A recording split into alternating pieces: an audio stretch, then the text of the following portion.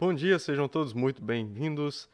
No episódio de hoje, nós finalmente entramos na segunda metade da nossa revista Tome Conta de Si Mesmo. A lição de hoje é a lição 9, A Fonte dos Prazeres.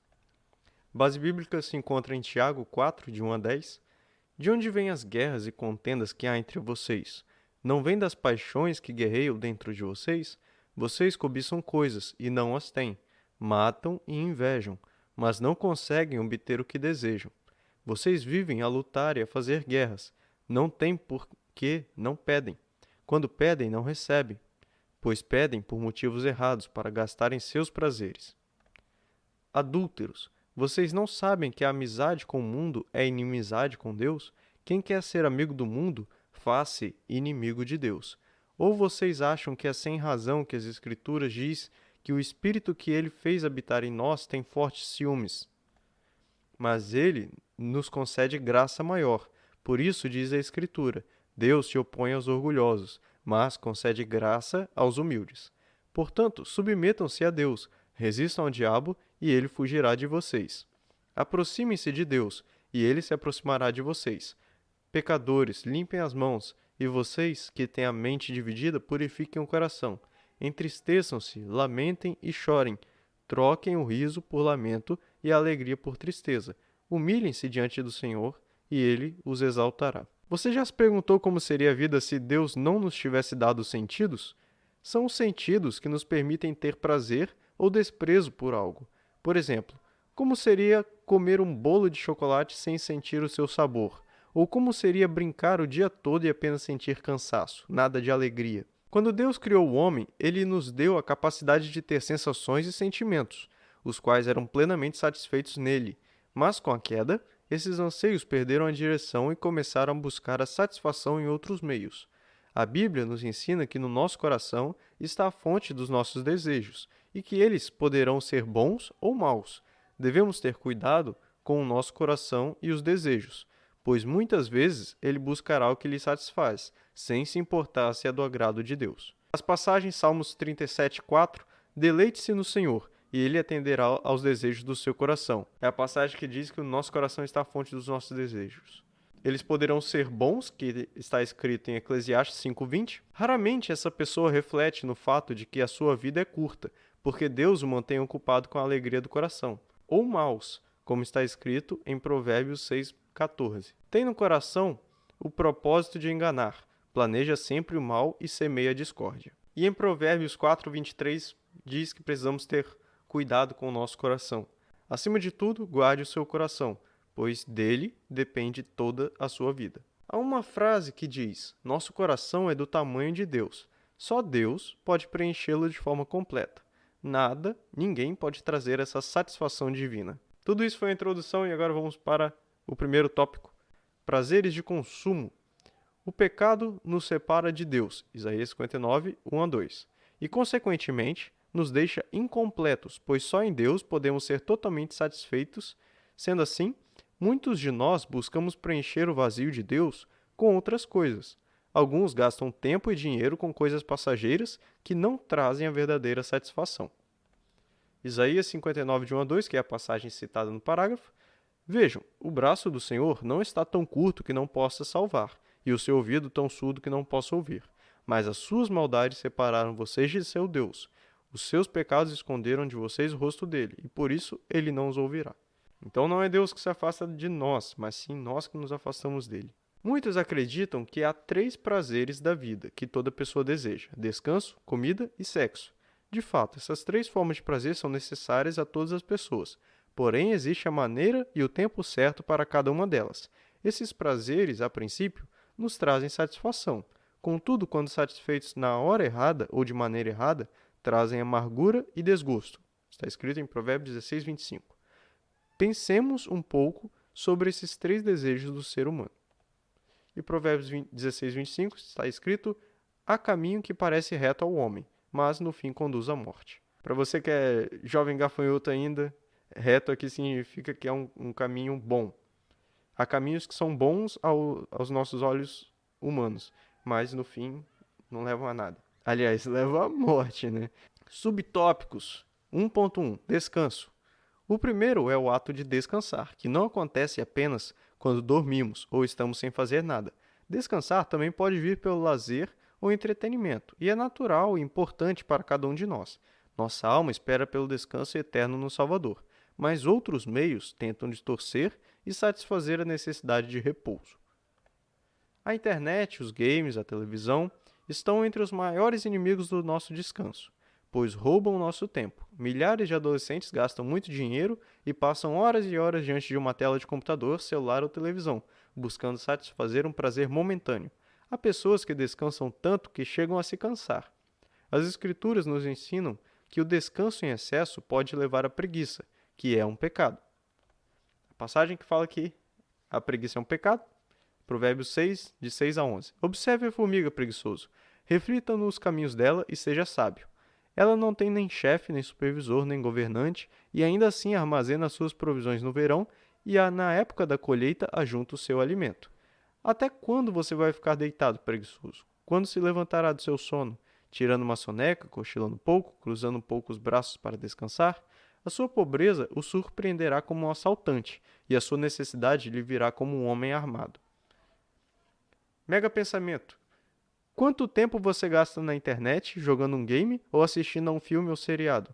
Quanto tempo você investe orando ou lendo a Bíblia? Ali está escrito quando, mas é quanto, tá? Eu que digitei errado, foi mal. Mas aqui não é cinema, então não tem corte não. Vai tá aí mesmo, você entendeu a ideia. 1.2. Alimentação.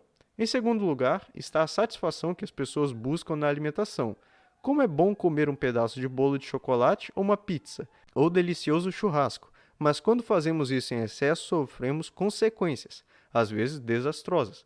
O comer descontroladamente pode causar diversos males, como obesidade, diabetes, hipertensão, entre outras doenças que podem causar a morte. A Bíblia afirma que somos templo do Espírito, 1 Coríntios 6,19. Assim devemos cuidar do nosso corpo, pois Deus nos deu e habita nele.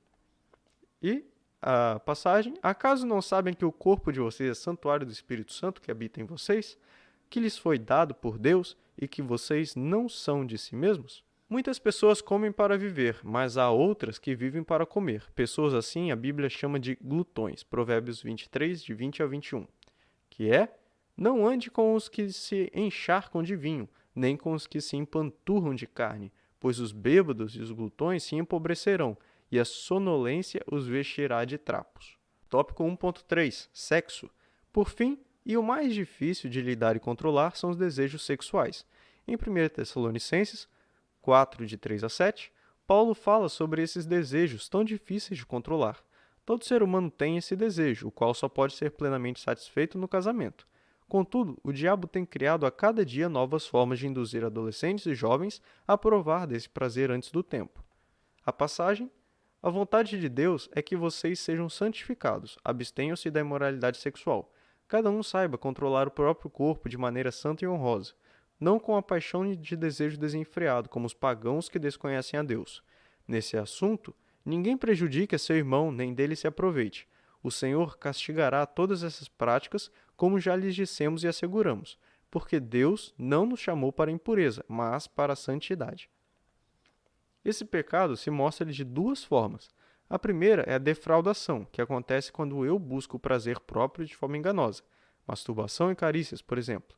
A segunda é a fornicação, que acontece de forma consentida entre duas pessoas, mas fora do casamento.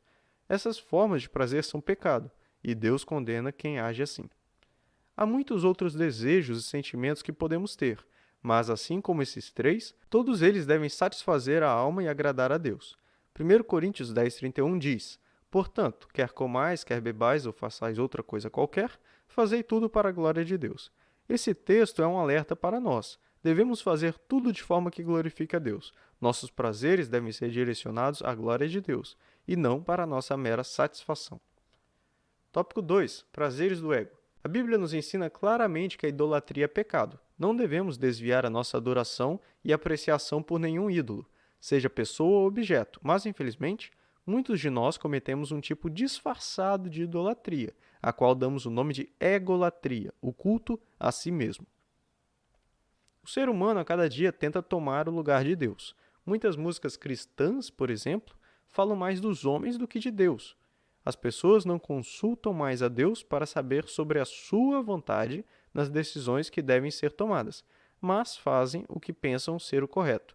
O homem tem ocupado o lugar do culto e de poder de Deus. A este momento da revista, eu espero que você já tenha entendido que sempre que tiver uma palavra assim, no meio de uma frase que não seja um nome próprio e que ela esteja começando em maiúsculo, significa que estamos nos referindo a algum atributo de Deus. Por isso escrevemos com a primeira letra em maiúsculo, como é o caso da sua vontade, que está escrito com um S maiúsculo. Ela está no meio da frase, ela não tem um ponto atrás, então ela não seria... normalmente a gente não colocaria ela como letra maiúscula, mas para dizer que é um atributo de Deus, nós colocamos com uma letra maiúscula na frente. E se você não tem esse costume, quando você vai se referir a Deus numa escrita, passe a ter. Eu acho que é uma forma bem legal de você poder falar que Deus é grande, porque as letras maiúsculas nós usamos quando queremos nos tratar nomes próprios, algumas coisas assim. Enfim, começa a prestar um pouco mais de atenção nisso e usar Deus com letra maiúscula e tal, essas coisas. Stop da aula de português. Na lição passada já tivemos aula de matemática, hoje português. Quem idolatra a si mesmo, ególatra, tenta fazer com que as pessoas se voltem para si, tornando-se alvo de culto para elas, ao ponto de ter certa influência, um verdadeiro poder sobre elas, desviando-as da centralidade de Deus. Na busca de poder e culto a si mesmas, há pessoas que buscam satisfação própria, tentando ser o que não são, comportando-se como se fossem outras. Muitos de nós, na busca de aprovação das pessoas e de nós mesmos, buscamos a perfeição e gastamos fortunas em academias, cirurgias plásticas, sapatos, roupas e maquiagens, acreditando que podemos comprar a alegria e a aceitação dos outros. Devemos entender que Deus nos fez diferentes dele e dos outros. Nunca poderemos ocupar o lugar de Deus. Nem devemos tentar ser iguais aos outros, pois somos seres ímpares, ou seja, únicos, cada um com sua forma e personalidade. Mega pensamento: os prazeres do mundo só duram uma vida, os prazeres de Deus duram uma eternidade. Qual você prefere?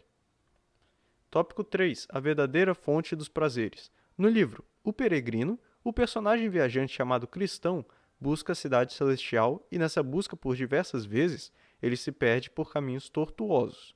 Logo que isso acontece, aparece outro personagem chamado Evangelista, que lhe lembra de que ele possui um mapa divino, que o levará ao caminho certo. Esse mapa é a Bíblia. Em nossa vida também precisamos usar esse mapa. Só a Bíblia tem um caminho certo que leva à fonte verdadeira dos prazeres. Observemos as características desse mapa. Tópico 3.1. Prazer à mente.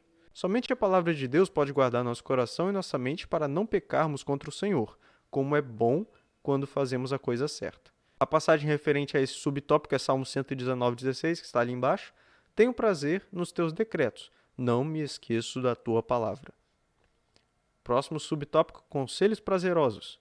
Somente Deus sabe o que é melhor para nós. Por meio da sua palavra, ele nos ensina qual é o melhor caminho a seguir. Como é bom escutar um bom conselho, segui-lo e ter êxito no que fazemos. E a passagem deste subtópico? Sim, os teus testemunhos são o meu prazer, eles são os meus conselheiros. Tópico 3.3. Prazer em amar. Por meio das Escrituras, aprendemos sobre o verdadeiro amor, a sua fonte, sua manifestação e sua continuidade. Como é bom amar, e melhor ainda, ser amado. A passagem daqui é Salmos 119,47. Tenho prazer nos teus mandamentos, eu os amo. E além disso, temos ainda as passagens que estão ali no meio do parágrafo. Por exemplo, a que fala que Deus é a fonte do amor, que está escrita ali em 1 João 4,8. Quem não ama, não conhece a Deus, porque Deus é amor. A manifestação, ou seja, como ele é mostrado para nós, está escrito em João 3,16, porque Deus tanto amou o mundo que deu o seu Filho unigênito, para que todo o que nele crer não pereça, mas tenha vida eterna. E a sua continuidade, ou seja, o que acontece depois, o que devemos fazer. Essa passagem está escrita em Lucas 10:27. Ele respondeu: ame o Senhor, o seu Deus, de todo o seu coração, de toda a sua alma, de todas as suas forças e de todo o seu entendimento. E ame o seu próximo como a si mesmo. Tópico 3.4. Misericórdia aprazível. Vemos que Deus é benigno conosco, não nos dando o que merecemos, mas sendo misericordioso, como é bom ser perdoado. A passagem Antes de ser castigado, eu andava desviado, mas agora obedeço a tua palavra. Tópico 3.5. Satisfação no consolo. A Bíblia tem a palavra certa para a hora certa. Somente a palavra de Deus pode dar a verdadeira esperança. Como é bom ter um ombro amigo no qual podemos nos encostar. A passagem: tribulação e angústia me atingiram, mas os teus mandamentos são meu prazer. Prazer eterno. As Escrituras nos dão a segurança da salvação eterna em Cristo. Esse prazer é eterno e ninguém o pode tirar de nós. Como será bom ser eternamente feliz. A passagem: anseio pela tua salvação, Senhor, e a tua lei é o meu prazer.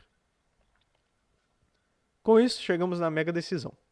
Aprendemos hoje que o sentimento é uma característica natural do ser humano, e esse só pode ser satisfeito em Deus, pois Ele é a fonte da alegria, amor, paz, bondade.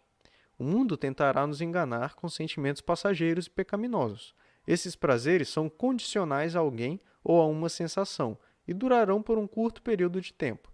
Não devemos trocar o prazer pleno e eterno de Deus por coisas passageiras, pois nada nem ninguém poderá substituir Deus. Mega desafio.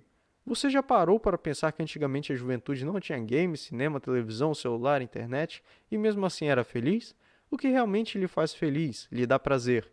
Durante essa semana, peça a Deus a verdadeira felicidade e satisfação. Liste alguns prazeres que encontra ao servir a Deus para que descubra em quais áreas você mais se satisfaz em Deus. E com isso chegamos ao fim da nossa lição. Espero que você tenha entendido. Mais uma vez, questionários, dúvidas ou apenas comentários, você pode escrever aí no campo de comentários embaixo. É só rolar o vídeo que você vai encontrar aí, é bem facinho. Digita alguma coisa aí, algum complemento sobre algum tópico. Acabou que essa lição é meio bem grande, então eu devo cortar alguns comentários que eu fiz. Mas é isso. Um forte abraço e tchau!